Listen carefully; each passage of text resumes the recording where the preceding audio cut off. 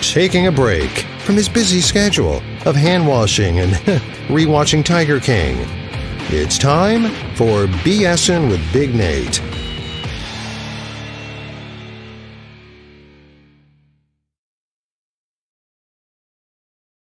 Welcome to another edition of BSing with Big Nate. I'm Big Nate. It's the weekend. Let's talk some BS. I am joined today by a son of the New River Valley. He is no longer living in the area. He's over on the other coast. However, if you've been to a festival in the area, Brewdoo, any of the beer events, all the excellent local attractions we have going on in this area, you've probably seen this man. I'm joined today by Cydeshow Cy. How you doing, Cy? I'm doing all right. Hey, how are you? I can't complain. The weather out here has been pretty lousy this week. I'm sure it's gorgeous out there. Oh yeah, it's hotter than the gates out here, but as that's both a plus and a minus, like given the whole beach protests and whatnot. But otherwise, nice. But whenever I go out in my backyard and practice my stuff. So practicing your stuff, we'll just kick right into that. For those of you who don't know, Cyrus here is a sword swallower. That's just the tip of the iceberg, though. You've got a lot of other skills. I've seen you put your hand in a animal trap, several animal traps, in fact. And you know what? I can't do it justice. What all do you have in your repertoire?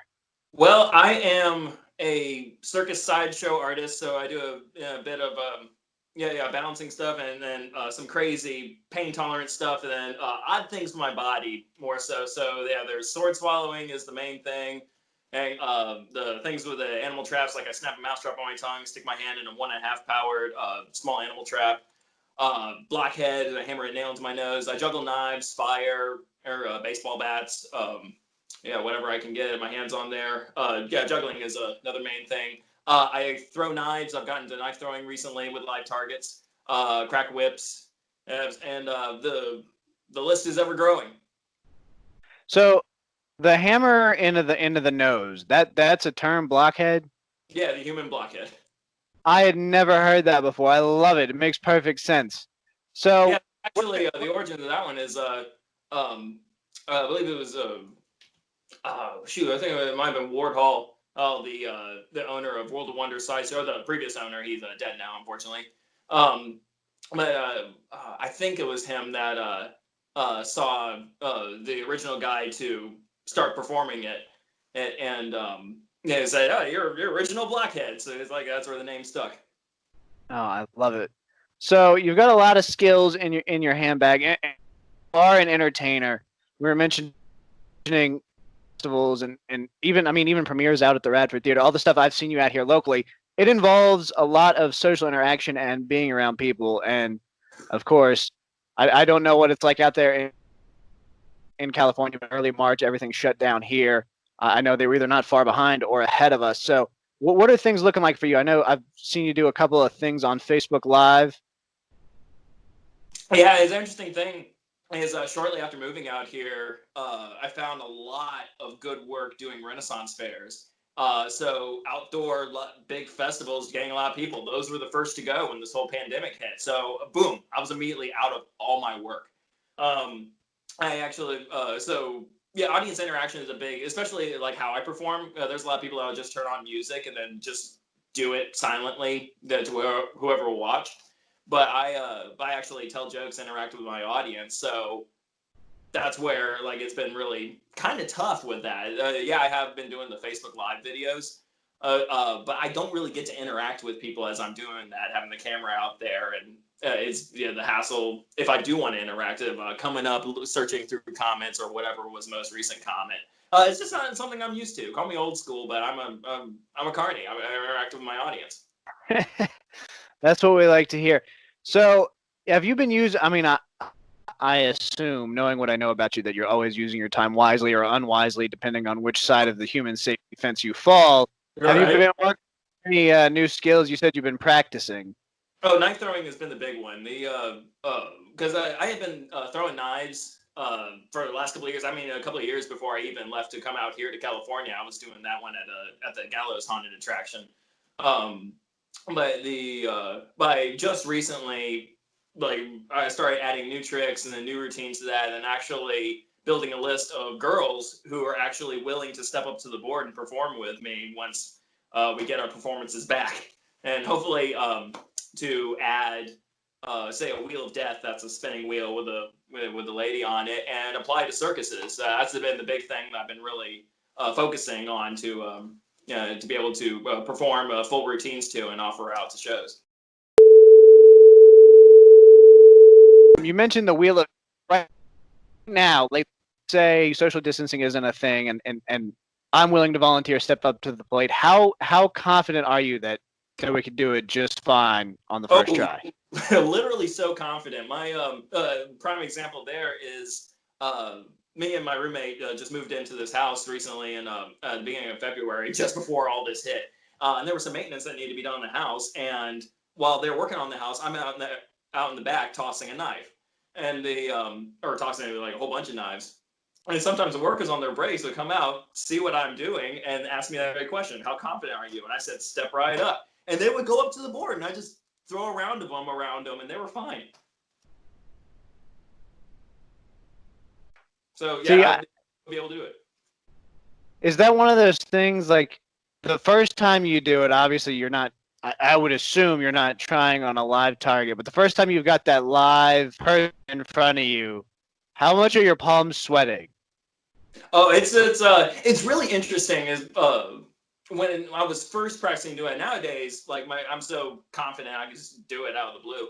But when I first started doing the knife throwing, and then I actually didn't start with a live target when I did it at Gallows. I actually tried to make it a comedy act by using a blow up doll, and and it was easy enough to throw around the doll without the risk and all that. It was ultimately what got the first girl to step up to it, seeing that I never hit the blow up doll. But when she stepped up to it, yeah, I was a little nervous, but yeah, more so confident right there because I had never hit the blow up doll. Interestingly enough, whenever I do throw a knife around a person, I get the most interesting center of focus that I've never experienced in my life. Just zoning right in. It's really weird, actually. How long ago did you start throwing knives? I started throwing knives roughly, say about 5 years ago. I was because I went on tour with a traveling sideshow, Hawthorne Circus Bazaar, about 5 years ago, and and as I was swallowing swords and juggling, doing that whole thing, and and I had a lot of time during the week because we performed mainly on the weekends. So I just up aboard and tried chucking in a few knives, and only continued from there. So when you come home to visit family, do they start to hide the silverware? You've always got that black sheep in the family. Hide the silverware. They're gonna steal it. But in your case, it's hide the silverware. Cyrus may throw it. Yeah, exactly. I mean, that's any object. Because I grew up as a juggler. Like I was a juggler and I was a drummer. So I'm either throwing things or I'm hitting things. What's the craziest thing you've used in a juggling act? Because you see like chainsaws and stuff. So I just wonder where you're at and where you want to go with juggling. So I've actually the craziest thing I have used is indeed a chainsaw, and that was at Gallows. I juggled one chainsaw. I will just to say I did it really, because that's one of the things that everybody asks you when you're a juggler. When you're a juggler doing dangerous stuff, either way, they will ask you, when are you going to do a chainsaw? Or here, do a chainsaw. So I did a chainsaw. Nearly took off my leg doing it. So that's why I'm not doing it again until, well, I might do it again if I get a better made chainsaw. I know a guy who knows a guy. Oh, so you're blaming the chainsaw? Yeah, well, I would blame the chainsaw, but then I'm the one who put it together. I mean, especially attached to the handle and whatnot. So really, I need to put the time and effort and the real money into making a proper chainsaw. I have a friend out here that I've made in Ren Fair Circuit, Aaron Bonk. He juggles chainsaws and and he says there's no laughing matter on it. But the way it's built and the way it's supposed to be balanced, yeah, you got to put some time and money into it. So yes, it was my fault. But ultimately it was the chain. So I'm on your side. I've seen you do incredible things, so I'm not gonna question it. Have you upgraded your? Last time I saw you, you were carrying all of your swords around in a golf bag. Is that still the case? Yeah, I still do that. I actually have different things that I carry my swords in now, especially because I do the sword swallowing at Renaissance fairs, try to make it look more period accurate. But yeah, the golf bag is a big thing. I have a full like sword stand. Believe it or not, that's actually what my iPad is standing on right now. Is my is my sword stand for Renaissance fairs, and it's kind of like a plaque sort of thing. And then I also recently built because I had a New Year's Eve gig at the Magic Castle last year, and well, last year / early this year because it was New Year's Eve, and I had to build like a table of some sort.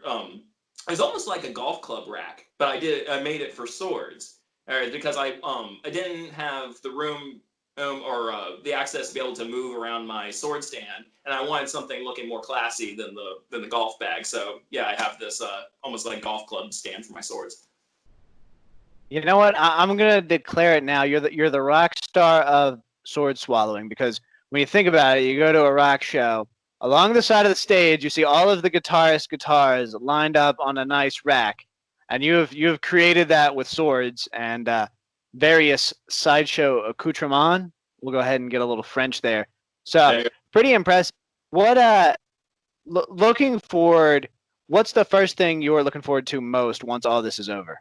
Oh, return to the Renaissance fairs. Oh God, returning to the Renaissance fairs, because that is where I get my most thrill. That's where I found my niche in performing. I'm also really looking forward to performing at Teatro Martini. That's a cabaret dinner theater that I had auditioned for just before all this hit. Literally did the audition, like threw the knives, swallowed the swords, ate the fire, cracked the whips. They loved me. Immediately wanted to throw me into the show. Boom, pandemic. So once they open back up, I'm gonna be a part of that show. Yeah, so you got a lot on the horizon. You got a lot to look forward to. What are you doing sideshow activity wise to keep yourself from going nuts during all of this? I read some. I play video games. The cracking the whips and the knife throwing has also been like occupying time in there. Oh, I fence with my roommate. He and I were both previous competitive fencers. So he and I will actually put on the masks and take the weapons out back, and we'll fight each other. Was it you? I think you shared a meme. Maybe it was you. It was competitive fencing, the originally social distance sport. Oh yeah, so many people shared that one with me. Because they know me and swords and all that. But yeah, it seriously is. You wear a mask, you wear your glove, and if anybody gets within 6 feet of you, you stab them. I was tickled. It's the safest, most unsafe thing you can do during all of this. So you said you've been reading. What have you been reading to pass the time? Recently, I was reading Smoke and Mirrors. It's Neil Gaiman's first collection of short stories. Highly recommended. They are some really neat ones, some actually pretty funny, a whole lot of weird. If you know Neil Gaiman, you know you're in for weird. Definitely a lot of weird available there. Where can the BS with Big Nate and 105.3 The Bears fans find you? Where can they see you in action online? That's one of the reasons why I put up my sideshow banner right here. Is like, so you can find me on Facebook, Instagram, at Cydeshow Cy. I just keep those two social medias right now because I suck at social media. But yeah, otherwise, if you just Google that, you'll find me there. Eventually, I'll have a website up if I ever get my ass in gear. But yeah, just type in Cydeshow Cy and you should find me. That is a really attractive banner. I have to ask, did you paint that, or was it done by someone else? No, this one was me. I took a week and painted this so I could present at Renaissance fairs behind me. I like it. It definitely has that classic sideshow feel. It definitely fits. I love the. That's the idea, and it's easy to do because nobody was really good at painting. When it came to a sideshow banners. You're better than I appreciate you're a better painter, that's for sure. I am joined by Cydeshow Cy. This is BSing with Big Nate. Of course, you can interact him like he said, Facebook, Cydeshow Cy. Not that hard. You spell Cyd, C-Y, and then you spell Cy, C-Y. Thank for joining me. Keep swallowing those swords. My man, Big Nate, you keep on doing what you do. Keep on hosting the radio and all that. I'm winging it. That's all we're doing. That's a whole load of BS. Yeah. Keep being awesome. That's what you gotta do.